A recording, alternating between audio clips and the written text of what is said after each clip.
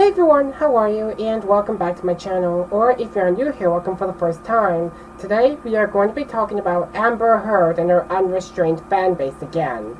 Thank God I cut off ties with anyone and anything I had a personal connection with that idolizes her, because now I can emotionally put distance between myself and the case.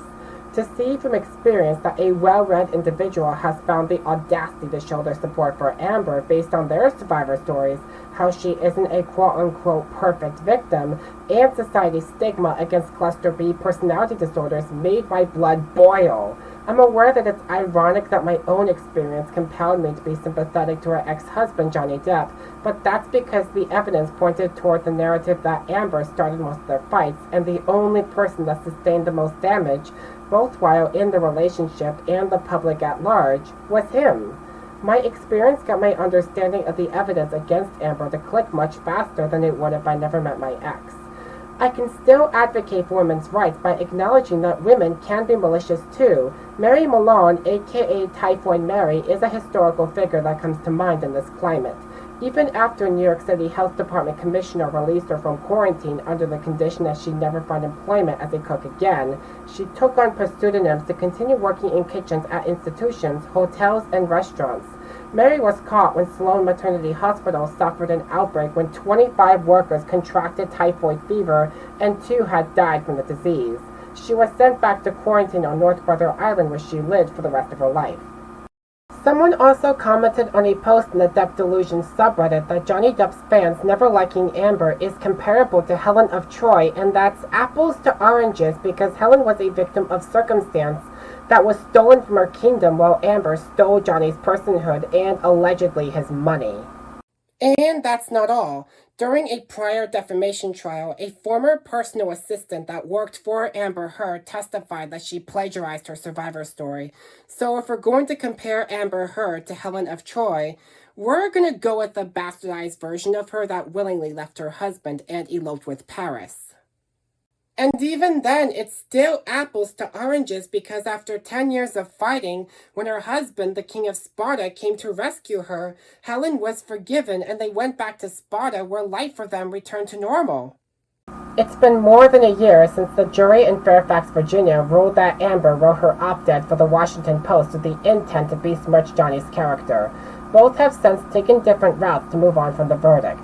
Johnny has recently starred in the historical drama film Jean du Barry and has been touring with his band, the Hollywood Vampires, in Europe. The band has faced a couple of cancellations. Johnny had fallen ill before a show in Budapest, and the venue in Slovakia where he was scheduled to perform is still under construction at the time of this recording, but the Hollywood Vampires plan to resume their tour in Germany, Poland, and the United States. There have also been talks within Disney to bring Johnny back to the Pirates of the Caribbean franchise, and it's rumored that he might star in a live-action remake of The Nightmare Before Christmas. This has not been confirmed, but he is open to working with Disney again should the opportunity arise. Meanwhile, Amber Heard surrendered her fight to appeal the verdict and has since been laying low in Spain. According to her Instagram post, she settled the case having lost faith in the U.S. legal system. I mean, she isn't entirely wrong, because I came across a resurfaced clip of Raven-Symoné and her spouse roasting her over the evidence presented during the UK libel trial and laughed at her for locking herself out of her car. Okay. Oh my god, oh my god, oh my god, oh my god, listen, babes, we are charging our Tesla right now, and I swear to God, the girl next to us right now is Amber Heard and her lesbian lover. Oh my god. How can you tell that she has a mask on, babe? How do you know it's Amber? Oh, because I have something that's called Celebrity Dar, and there they come. Look at him. I can't. They know that I'm filming. I can't look. I can't look. Fine. Look at them. Oh, she's giving me super lesbian vibes. I knew from the moment that we pulled up that was Amber. Are you just say hi to Amber? No, I'm not. Oh my god, it's hi to Amber. Why don't you tell her She's that? She's on the phone. Cut my finger off and see if she'll claim it. Oh my god, you're so good. She is, and she's also filming herself. She's probably talking to a lawyer. Look at her. She's probably like calling the cops on us, being that we're filming and talking about her. You know she can feel it. No, she really can't. Oh my god.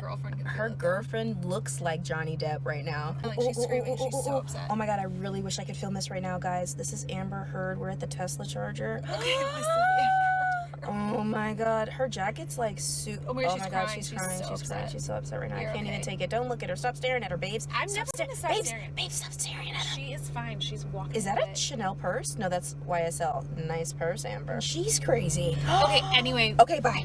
Oh my god, oh my god. Okay, so I just took a picture with Amber Heard. This one right here, she goes, dare me to Dare go me. take a picture. And I was like, okay, she's like, do it now or I'm not gonna do it. I was like, okay, fine, I dare you. And she went and she took a photo with Amber Heard. But let me tell you the best part. So here's the deal. So Amber gets out of her Tesla, and when she walked back up, I noticed that she didn't have her car key. She had to open her car through the app. Okay, perfect. She gets out of the car, takes a picture with Raven, and closes her door, which then means as soon as Raven walks away, she goes back to get in her car, and her car is locked with her phone inside, her purse inside, the snacks that she was nibbling on, and her jacket. And I watched this woman try to keep it cool and just try and act like she meant to get out of her car and close the door, turn around, and then she's just like there. Just can't go anywhere. Walked out of her car. I was like, babes, unplug the car. We gotta go. We gotta She's go. like, we have to leave immediately. She doesn't know who I am, so everything's good. But Amber, I'm so She's about to sorry. know who you are. Amber, I'm so sorry you got locked out of your car, but my picture's amazing. See? Thanks, Amber. Thanks, Amber. Good luck. I don't condone the mockery toward Amber in that clip, and that making fun of perpetrators of domestic violence isn't the proper way for them to be served justice, nor would it magically get Johnny's reputation back. But it did get me thinking that people that lie about experiencing something as severe as domestic violence when they have been found to have instigated that violence, or it never happened, are unlikely to be taken seriously next time around. That's what Amber Heard wants to move on from, so let's see how her endeavors are coming along. Over the summer, an indie thriller film, In the Fire, premiered at the Termina Film Festival. Amber Heard played a doctor that treats a troubled child and faces turmoil from locals that believe he is a victim of demonic possession. Connor Allen must have been taking notes from the situation, and it's likely he treated the film as a love letter to the actress, because what else would have inspired him to write the screenplay and approach Amber for the role? But I'm rambling. Amber has an incredibly bright future ahead, Allen told people at the Termina Film Festival. I think In the Fire showcases her talent as an actor. I know this is something she is very proud of, and it's something we are very excited to release to the public. I think it will be a great opportunity for her to have something beyond the trial and stuff to talk about, and to be a platform for a hell of a comeback, he adds. Not quite. In the Fire scored 3.5 out of 10 on IMDb. On the countries listed, users gave it a 1 star more than any other rating, and the median is considerably abysmal. The film has not seen an international release in theaters, nor is it available on streaming platforms.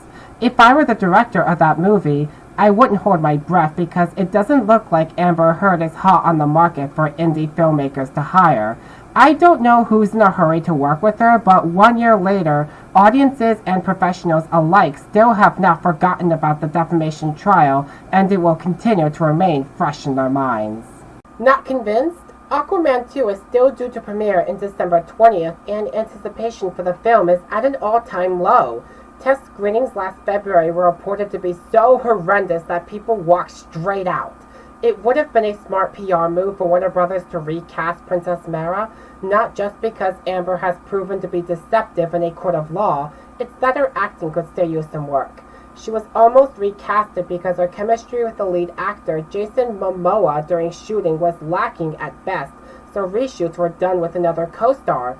Personally, Victoria Justice would have been a better fit for Mara because she has more experience in the industry, is an underrated artist, and visualize her as a redhead, and she looks the part. Based on how In the Fire and Aquaman 2 are faring so far, Amber Heard's comeback won't be as easy as Connor Allen is letting on. Audiences that stand with either Johnny or Amber haven't forgotten about the case, and the release of a documentary on Netflix about the defamation trial in Virginia reignited public interest. So, on the last week of August, when the air began to cool down to signify an early autumn, I was scrolling through the Twitter junkyard, and to my right, I saw "Apologize to Amber Heard" trending for the umpteenth time. Normally I'd ignore it because tweets with that hashtag rehashes select evidence presented in the US and UK trials while purposely leaving out context, no surprise there. Users also tweeted short clips of Johnny Depp at his happiest and attributing it to abusive, if not narcissistic behavior. Ugh. For example, a user, Denny Fastis, tweeted, "If you believe that this man, Johnny Depp, was a victim of Amber Heard in any way when this is how happy he was during Depp versus Heard, you need help. This is exactly how an abuser would have been feeling." Let's play the video, shall we?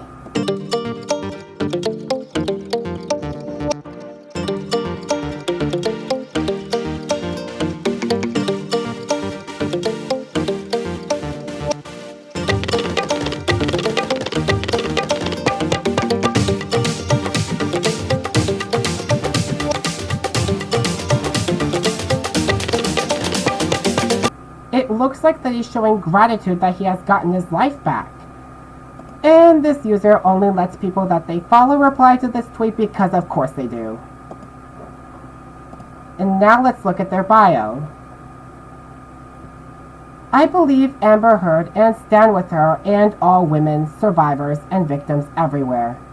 You do realize that by saying "believe all women," you're encouraging the rise of false accusations, correct? This has especially occurred on college campuses where accused students are not guaranteed due process rights in comparison to how a judge treats these cases. We have 2 football players that were expelled from Sacred Heart University to prove it. The fact it was trending alongside "I Stand with Nick Carter" after a third victim filed an SA lawsuit against him sets the appropriate mood for how believing a victim of abuse depends on how influential the perpetrator is on someone's personhood. Speak of the devil! Dan Wooton, a journalist that wrote the article in The Sun calling Johnny Depp a wife-beater, has been accused of offering to pay his co-workers to send him sexualized videos and photos of themselves. An OF model, Andy Lee, came forward to The Guardian with a story that Wooton met with him in 2013 with the intent to get intimate with him. He was using a pseudonym called Martin Branning. It was the name of an individual that people formerly employed by The Sun reported to have spoken with them regarding these offers, and claims from another news outlet stated its staff had interactions with the same person. Dan's ex-boyfriend supported these allegations when he said that the former had an email address with the aforementioned pseudonym. Dan has dismissed these claims as one big conspiracy theory orchestrated by quote-unquote nefarious players, but they are currently under investigation by The Sun and Mail Online. I hope they find additional solid evidence soon, because to think a man, a self-proclaimed advocate for survivors of domestic abuse, had treated his mostly male colleagues as prostitutes and still has a prestigious career in journalism is vile. Amber Heard is not at fault for Dan's actions, but he has shown to be biased in favor of her in articles he's written about her relationship with Johnny Depp, and he admitted in one he wrote to consorting with her to get him sacked from his role in the Fantastic Beasts film series by attempting to arrange a meeting with J.K. Rowling. He's done a remarkable job degrading innocent men both in his line of work and allegedly by soliciting suggestive media from his co-workers. That time, though, I discovered that a multitude of tweets in that week were harshly directed toward a makeup brand called Milani Cosmetics over a video they put out on TikTok back when the trial was ongoing. What prompted them to speak out was when Amber Heard's attorney, Elaine, pulled out a palette and presented it to the courtroom, arguing that Amber used it to cover up bruises she claimed Johnny Depp left on her face when he hit her. She had the palette with her throughout the relationship and wouldn't leave her home without it. It was like an essential she had to have so her injuries wouldn't be noticeable when she made public appearances. The only hole in the story is that the palette wasn't released until 2017, the year after she and Johnny got divorced. This is what Amber carried in her purse for the entire relationship with Johnny Depp. She's an actor. Do you honestly think she would have left her apartment ever without makeup? Do you think that she ever would have wanted other people to see her bruises and her cuts?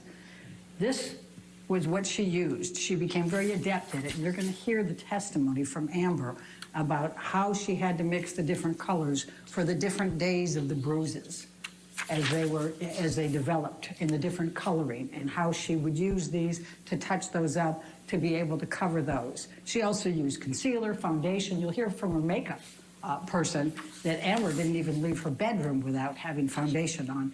And one of the people that was at the building testified. He said she had makeup on and it would have covered that bruise. After being tagged by multiple users about the palette Elaine used during the trial, Milani Cosmetics posted the following video on TikTok.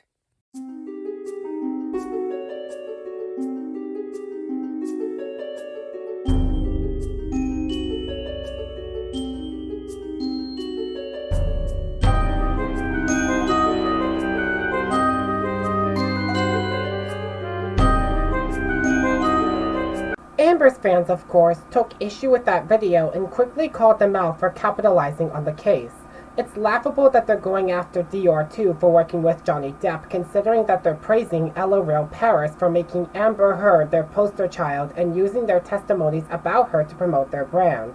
Celebrity endorsement is a powerful marketing tool for companies that want to sell their products to audiences that look up to public figures, and crazed fans are more than happy to empty their bank accounts to show their devotion to said figure. L'Oreal stood with Amber to attract new customers, and knowing that they are acknowledging her, her fans took the bait and did the promoting for them. I don't see how that tactic is different from how Milani and Dior have used the situation to promote their brands. The desire to see one individual triumph over their alleged abusive ex-spouse has allowed these top-notch companies and your local coffee shop to strategize clever plans to keep that desire burning in exchange for consecutive interactions on social media or ordering breakfast while listening to a barista ask you to choose a jar to place your tip in. Both Johnny's and Amber's respective supporters despair from their side taking a hit while these companies count their change from the sudden increase in sales. Calling out Dior and Milani Cosmetics while simultaneously praising L'Oreal Paris for keeping a proven abuser as their spokesperson is an overlooked demonstration of moral myopia. Before I talk about how Amber backtracked from her attorney's slip-up, I'm going to have a look at a few tweets that her stans posted to decry Milani while making themselves look like dunderheads by succumbing to the gluttony they claim to denounce. This is going to be fun. To answer this question, they're the same picture, and Amber supporters that are condemning Milani Cosmetics and Dior are blind to morality.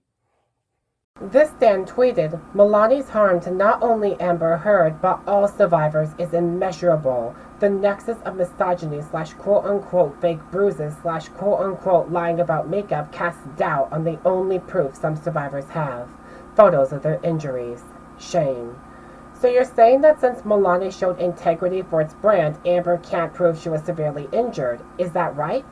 Speaking of proof of her injuries, metadata from these photos that were published on TMZ revealed that they were taken long before the incidents Amber described where she got them. Nothing in that tweet made any sense, and honestly, as a survivor of emotional abuse, I feel more erased by people that believe Amber was a victim, mainly because many of them sneer at male survivors and that they argue that when men are on the receiving end of domestic violence, it's because they did something to deserve it.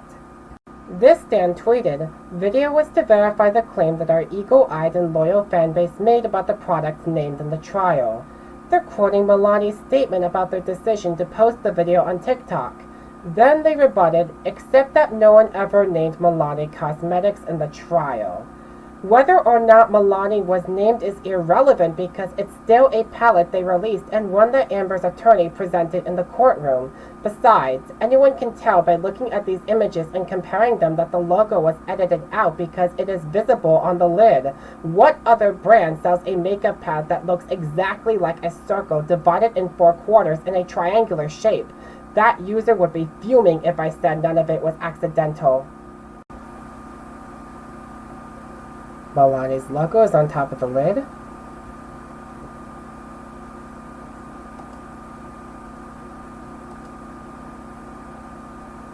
Light to medium.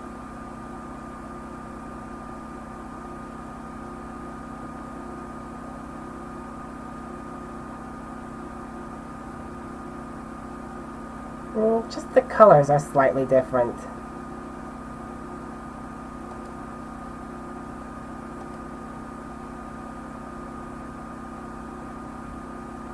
Medium to dark.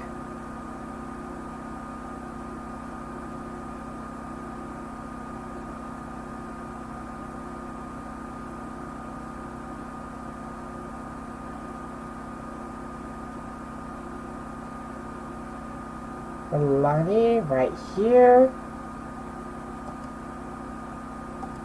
Neat. Dark to deep. That lid's the exact same color.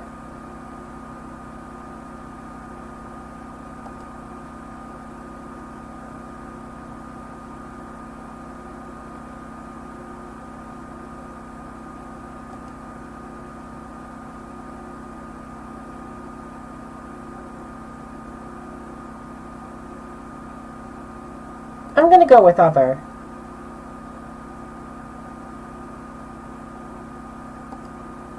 Vegan. This product's formula is certified vegan and contains no animal products or byproducts. Cruelty-free. All Milani products are certified cruelty-free by PETA and are never tested on animals.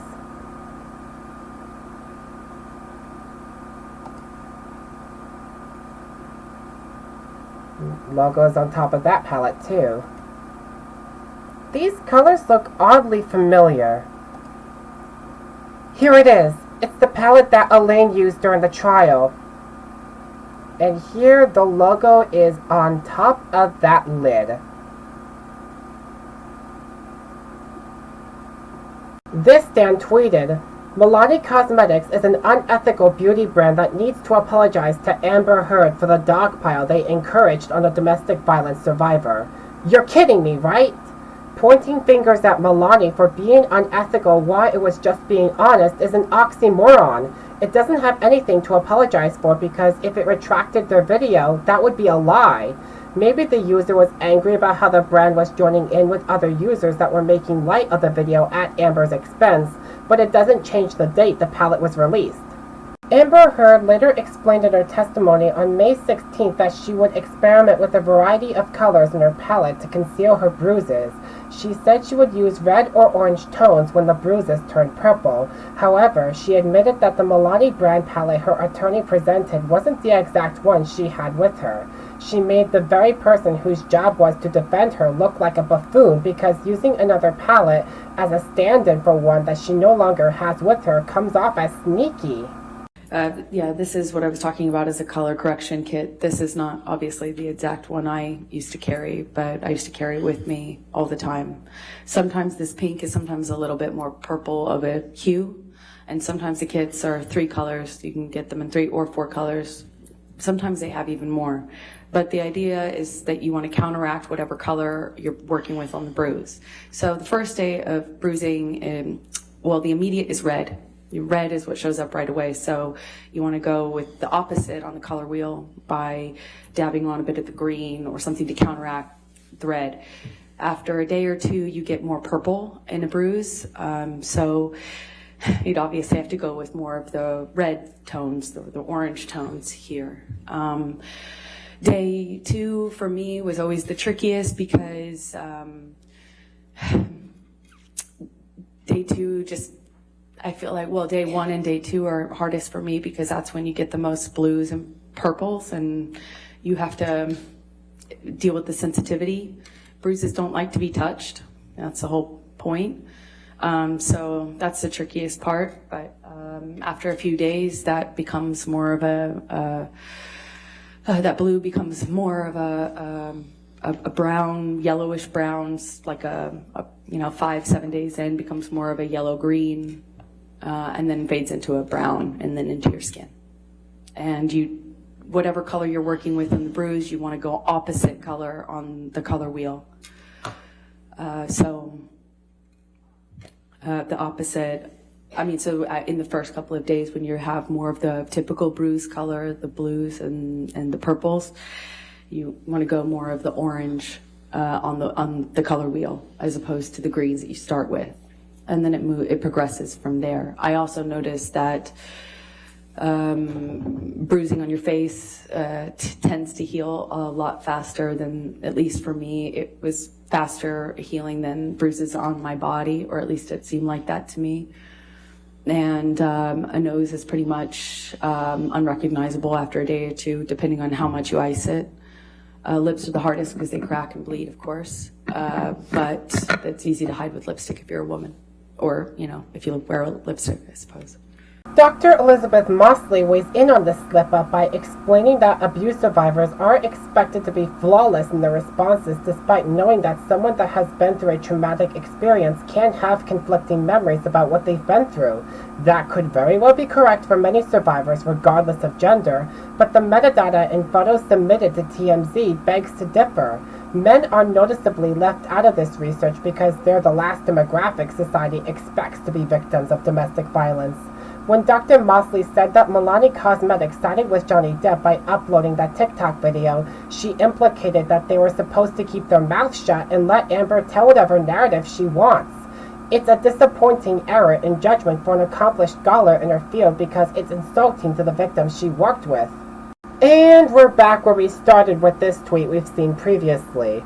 The Stand posted, "The way Milani Cosmetics jumped the free advertisement to take sides in a domestic violence case and quote-unquote debunk evidence when their product was only an example and not even on the market at the time was disgusting. I don't care if you like Amber or not, this is not cool." Then you'd care to know that it doesn't count as evidence since it's not the palette Amber actually used to cover up her bruises. A court of law will not allow that, so the tweet and the captions used are poor excuses for her lawyer's stupidity. Here's the captions that one of Amber Heard's stans have posted. What Milani did. On April 21st, Milani Cosmetics dropped a video on their TikTok claiming that they quote-unquote debunked Elaine Bredehoff's quote-unquote evidence. That particular product was not on in the US market during Amber's relationship with Johnny Depp. That's not a grammatically correct sentence. But there was nothing to debunk, because the Milani palette was just a piece of demonstrative evidence.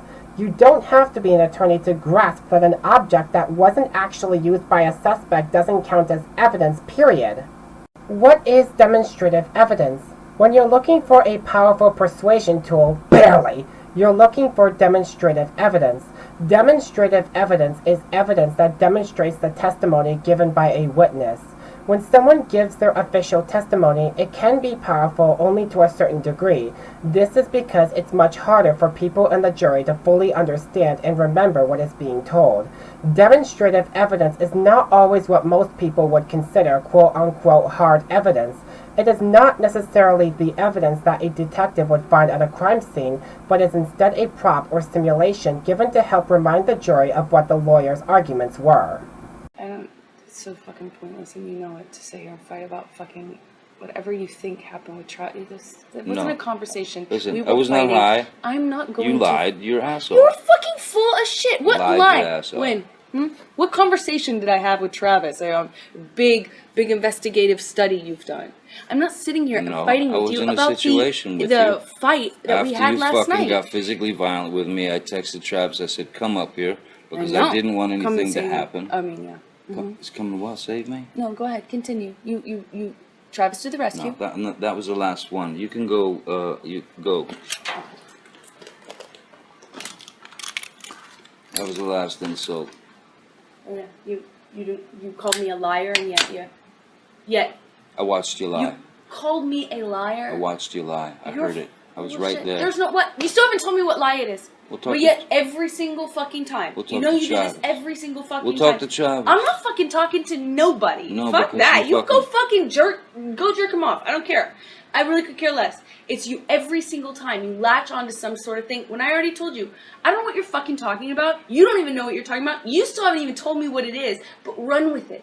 I have told you what it is. No, you haven't. I said to Travis, I said to you, hey, tell Travis what just happened. You told me to do it. You told me to. You said, go do that. I said, no, tell him what just happened. And I lied. And that you punched me in the fucking thing. And you figured in it the face. out. And you said, no, I didn't. What the fuck are you talking about? And I watched you lie. And then I didn't punch you, by the way. I'm sorry that I didn't hit you across the face in a proper slap, but I was hitting you. It was not punching you. Babe, you're not punched. Don't tell me what it feels like to be punched. You've been a lot of fights, been around a long time. I know. Yeah, no, when you fucking have a closed fist. You didn't get punched. You got hit. I'm sorry I hit you like this, but I did not punch you. I did not fucking deck you. I fucking was hitting you. You can't I don't know deck what me. the motion of my actual hand was, but you're fine. I did not hurt you. I did not punch you. I was hitting you. How are your toes? What am I supposed to do? Do this? How are your toes? I'm not sitting here bitching about it, am I? You are. Oh, That's the difference your between poor me and toes. you. You're a fucking baby. Because you start You physical are fights? such a baby! Because Grow you, the fuck up, because you start Johnny. physical fights? I did start a physical fight. Yeah, you did, so I had to get the fuck out of there. Yes, you did. So you did the right thing, the big thing. You know what? You are admirable. Every single time. What's your excuse? When there's not a physical fight, then what's the excuse there? You're still being admirable, right? Just by running away? And you can sit here and call me names, but you get called a name, and what do? That's the last insult. You're a baby. You're a hypocrite. You don't do anything that you actually do. You expect from people what you can't give them. Using a random palette that was released the year after her divorce from Johnny Depp as demonstrative evidence and later admit that it wasn't the exact brand she used was a minor slip-up for Amber Heard. It doesn't mean parts of her side of the story where Johnny was aggressive or false. It does, however, feed into the statement that she was unharmed in almost every incident where she claims she sustained bruises after fights where this has happened. Samantha McMillan and people who worked with Johnny Depp said that they didn't see any injuries on Amber Heard and she applied light makeup. McMillan particularly said she didn't wear any whatsoever when they spent the afternoon and early evening together. The latter, though, denied their claims by saying something like, and I'm just paraphrasing, "Those people don't know what they're talking about. I always wear makeup." Considering that she allegedly followed Johnny around to try and provoke him as well as isolate him from his support system, her response doesn't hold much water. I'm not going to comment too much on Amber Heard's body language during the trial, mainly because I generally suck at reading people, but I've gotten slightly better at it since I began working in customer service. I watched a short clip of In the Fire to get a feel for her on-screen performance, and it was similar to her behavior on the stand. She came off as trying too hard to be traumatized.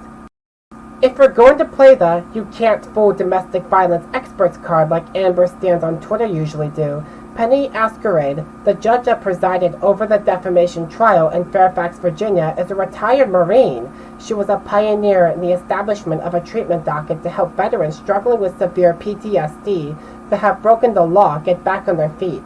Her goal for the program was to catch symptoms of PTSD early in first-time offenders that served in the military so they don't lash out and hurt innocent people or themselves. Judge Askerade is aware firsthand what it feels like to endure that kind of trauma and not know how to cope with it. Amber Heard could have just been emotionally numb and she might be repressing her suffering. I'm not dismissing what she might have been thinking or feeling while she was in the courtroom or on the stand, but if it was indeed performative, Judge Askerade would have easily been able to see through it. It's a factor that may have contributed to the jury's decision to find Amber liable for slandering Johnny Depp because his side of the story mirrors the unresolved trauma the offending veterans were dealing with at the time the judge was regularly seeing in court. I'm not condoning their crimes, and it goes without saying that perpetrating violence is unacceptable, but failing to address the root cause of their actions increases the risk of them returning to the courtroom over a more serious charge against them. It's a blessing that the identities of the jurors presiding over the case were kept anonymous. Regardless of the verdict, either fanbase would fish for their personal information, start stalking them, or send threatening messages on a daily basis, and that is more unethical than Milani Cosmetics committing an injustice they had never wrought in the first place. You guys can let me know what you think in the comments down below. Thank you so much for watching, and I'll see you next time. Have a good night.